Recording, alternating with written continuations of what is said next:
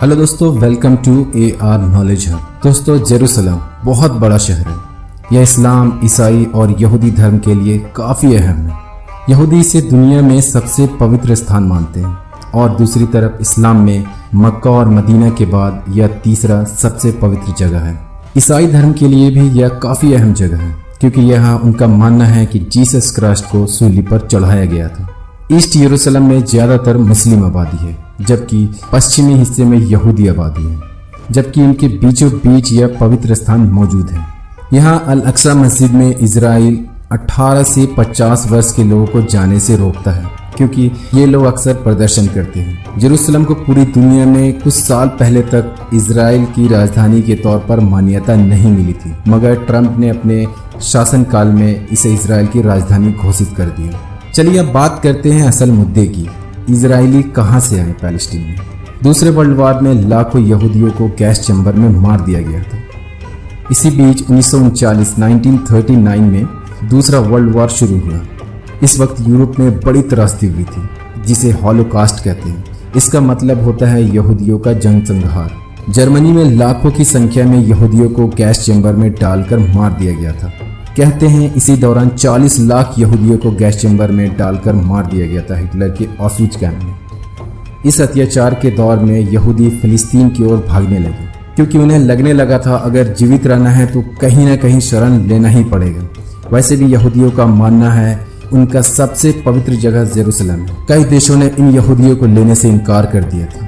Finally इन्हें Palestine में जगह मिली जहाँ इन्हें थर्ड टेम्पल बनाना है, जिसे टेम्पल ऑफ सलेमान भी कहा जाता है। यहूदियों के धार्मिक बुक्स के अनुसार इन्हें थर्ड टेम्पल को बनाना है। इसके बनने के बाद ही इनका मसीहा, जिसे दज्जाल कहते हैं, वो आएगा। अब आइए जानते हैं मुस्लिमों के लिए ये मस्जिद इतना इम्पोर्टेंट क्यों है, जिसके कारण अपनी जान भी दे रहे हैं। मुस्लिमों का यह तीसरा सबसे पवित्र जगह है। काबा मदीना के बाद मस्जिद अक्सा सबसे पवित्र जगह है। ये दुनिया की दूसरी मस्जिद है। इसे किबला-ए अव्वल भी कहा जाता है, यानी जैसे मुस्लिम आज मक्के के काबे की तरफ रुख करके नमाज पढ़ते हैं, ठीक इससे पहले काबे की तरफ रुख ना करके मस्जिद अक्सा की तरफ नमाज पढ़ी जाती थी। इस मस्जिद के बारे में कुरान में भी आयत मेंशन है। इस मस्जिद के बारे में कुरान के अलावा हदीस की किताबों में 40 अहादीसें मौजूद हैं। प्रॉफेट मोहम्मद सल्लल्लाहु अलैहि वसल्लम इसी मस्जिद से मेराज पर गए थे। और भी बहुत सारी बातें हैं इस्लाम में इस मस्जिद अल अक्सा के बारे में। वहीं ईसाइयों का भी मानना है कि जीसस को भी इसी जगह पर सूली पर चढ़ाया गया था, इसीलिए इसे दुनिया का सबसे विवादित जगह भी माना जाता है। हालांकि ओटोमन साम्राज्य यानी सल्तनत उस्मानिया ने 14वीं शताब्दी तक पूरे मिडिल ईस्ट पर अपना कब्जा कर लिया था और 19वीं सदी तक ये कमजोर होने लगा था। 19वीं सदी में पूरे यूरोप में राष्ट्रवाद की बहार आ गई, जिसमें इटली, जर्मनी अहम है। तमाम देश छोटे छोटे टुकड़ों में बटे हुए थे, लेकिन एकीकरण के दौर में यह देश 1950 के आसपास एक होना शुरू हो गए। इसी एकीकरण के दौरान में थियोडोर हर्जल ने यहूदी राष्ट्र की बात शुरू की। इन्हें जायनिस्ट आंदोलन का नाम दिया गया। जायनिस्ट आंदोलन उसे कहते हैं जिसमें यहूदी एक बार फिर से अपना पवित्र धरती पर जाना चाहते हैं। यहूदियों के फिलिस्तीन जाने की एक और बड़ी वजह यह थी कि पूरे यूरोप में यहूदियों का संहार किया जा रहा था। इसमें सिर्फ जर्मनी या हिटलर नहीं आता, बल्कि पूरे यूरोप में फ्रांस, रूस, इटली, पोलैंड के देशों में यहूदियों को मारा गया था। इनके धर्म को कई जगह पर बैन कर दिया गया। असली वजह यह थी कि यहूदी हर जगह अपने धर्म का वर्चस्व दिखाना चाहते थे।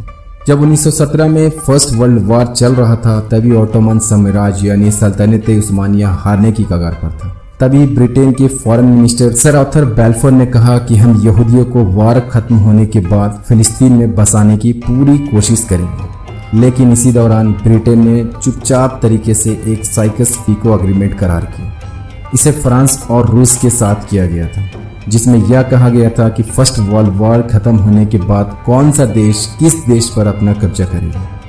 करार के तहत ब्रिटेन ने फिलिस्तीनियों को अपने हिस्से में रखा, जबकि सीरिया, जॉर्डन को फ्रांस को दे दिया गया था, जबकि टर्की के कुछ इलाकों को रूस को दे दिया गया था।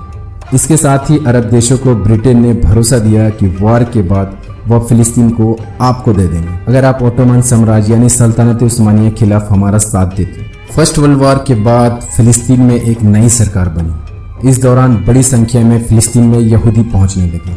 यहाँ इस समय यहूदियों की कुल आबादी सिर्फ 3% थी, लेकिन अगले 30 सालों में यह बढ़कर 30% तक पहुंच गई। यहूदियों ने यहाँ आकर अरब लोगों से जमीन खरीदनी शुरू कर दी और यहाँ यहूदी बस्तियों की स्थापना करनी भी शुरू कर दिया।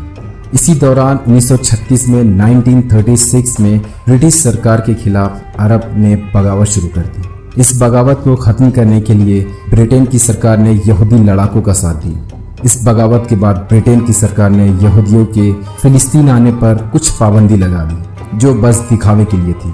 जैसे अब हर साल 10,000 से अधिक यानी 10,000 से ज्यादा यहूदी यहाँ नहीं आ सकते हैं, ताकि अरब लोगों की बगावत को थोड़ा रोका जा सके। 1947 में यूएन में एक नया रेजोल्यूशन पास हुआ कि यहूदियों को अपना एक देश मिलना चाहिए, जिस पर इजराइल को समर्थन मिला।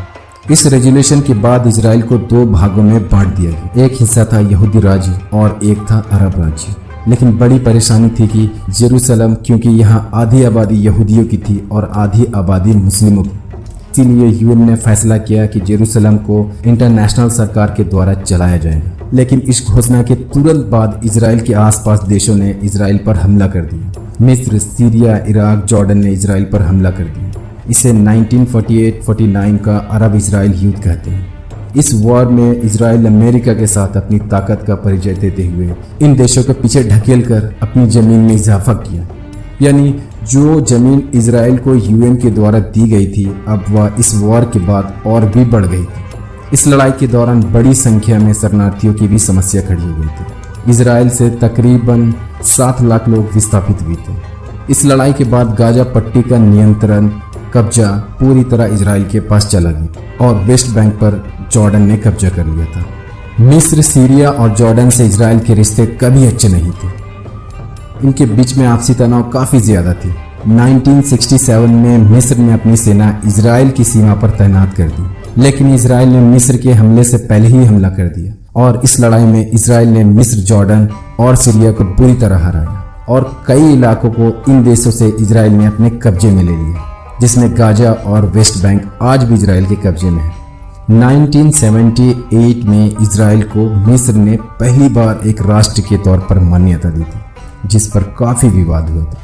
उस वक्त मिस्र के राष्ट्रपति अनवर सद्दाक, जिसकी कुछ सालों बाद हत्या कर दी गई थी। इन तमाम संघर्ष के बाद फिलिस्तीन और इजराइल के बीच विवाद शुरू हुआ। इजराइल के खिलाफ पीएमओ यानी पैलेस्टाइन लिबरेशन ऑर्गेनाइजेशन ने इजराइल के खिलाफ अपनी लड़ाई शुरू की, जिसके काफ़ी चर्चित नेता थे यासिर अराफात। फिलिस्तीन के लोगों ने इजराइल सरकार के खिलाफ अपना विरोध शुरू कर दिया, क्योंकि इन लोगों को इनके अधिकार नहीं मिल रहे थे और वेस्ट बैंक पर इजरायली सेना तैनात थी। यह विवाद हिंसा में तब्दील हो गई और तकरीबन 100 यहूदी और 1000 अरबों की मौत हो गई थी। इसी दौरान हमास का जन्म हुआ, जो कि PLO से भी ज़्यादा खतरनाक था। PLO इजराइल के समझौते के पक्ष में था, जबकि हमास का मानना था कि इजराइल देश का कोई अस्तित्व ही नहीं है, हम इसे देश नहीं मानते हैं। 1993 में ऑस्लो करार के तहत इजराइल और फिलिस्तीन, या यूँ कहें इजराइल के PM यित्ज़हाक राबिन और PLO के नेता यासिर अराफात के बीच समझौता हुआ। इन दोनों ही नेताओं को नोबेल पीस अवार्ड मिला था। इस समझौते के तहत PLO ने इजराइल को एक राष्ट्र के तौर पर मान्यता दी और इजराइल की सरकार ने PLO को मान्यता दी। इससे पहले PLO को आतंकी संगठन माना जाता था। समझौते के तहत 5 साल के लिए हिंसा रोकने को करार हुआ, मगर सन 2000 में एक बार फिर इजराइल और फिलिस्तीन के बीच संबंध खराब हो गए।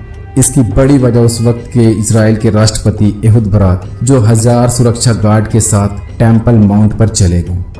इसे यहूदियों और मुस्लिमों दोनों के लिए पवित्र स्थान माना जाता है। इसके चलते फिलिस्तीन के लोग भड़क गए और हिंसा शुरू हो गई। इस दौरान करीब 1000 यहूदी और 3200 फिलिस्तीनियों को मार दिया गया। कई बसों को उड़ा दिया गया और कई जगह पर धमाके किए गए। इस हिंसा के बाद इजराइल की सरकार इस विवाद का समाधान निकालने के बजाय इसे रोकने पर ध्यान लगाने लगी। इसके तहत इजराइल की सरकार ने गाजा पट्टी से यहूदियों को हटा दिया। इसके अलावा सेना को भी यहाँ से हटा लिया गया। इसके कुछ समय बाद यहाँ चुनाव होता है और हमास ने यहाँ चुनाव भी जीता, लेकिन PLO की पार्टी फतह ने हमास को सरकार में लेने से इनकार कर दिया, जिसके बाद 2007 में हमास ने गाजा पट्टी पर पूरी तरह कब्जा कर लिया और फतह को यहाँ से खदेड़ दिया। और इसके बाद हमास काफ़ी ताकतवर बन गया। आज भी ये जगह जंग का अखाड़ा बना हुआ है, लेकिन दुनिया के बड़े बड़े देश इस समस्या का समाधान नहीं निकाल पा रहे। तो दोस्तों, आज के लिए बस इतना ही। आप हमारे चैनल को लाइक करें, सब्सक्राइब करें और शेयर करें, जिससे आपको हमारे अगले वीडियो की नोटिफिकेशन मिल सके।